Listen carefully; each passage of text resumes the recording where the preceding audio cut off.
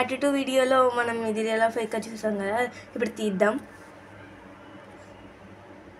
Real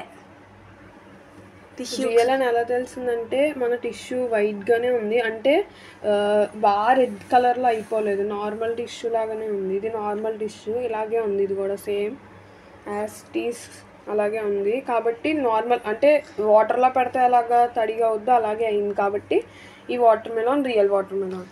ఇప్పుడు chemical వేసిందంటే ఇలా tissue వేయగానే ఇక్కడంతా రెడ్ వచ్చేస్తుంది, అంటే టిష్యూ అంతా రెడ్ వచ్చేస్తుంది. పెయింట్ వేస్తే అంటే మొత్తం రెడ్ పెయింట్ వేస్తే అలా ఉంటుంది, అలా వచ్చేసింది. కానీ ఇది వేయంగానే నార్మల్గానే ఉంది కాబట్టి ఇది రియలే. ఓకే, ఎవరికి వాటర్ వెళ్ళినా తప్పకుండా కామెంట్ చేయండి. బాయ్. పీసెస్ వేస్తున్నప్పుడు పీసెస్ ఎందుకు వేస్తున్నామని చెప్పాను.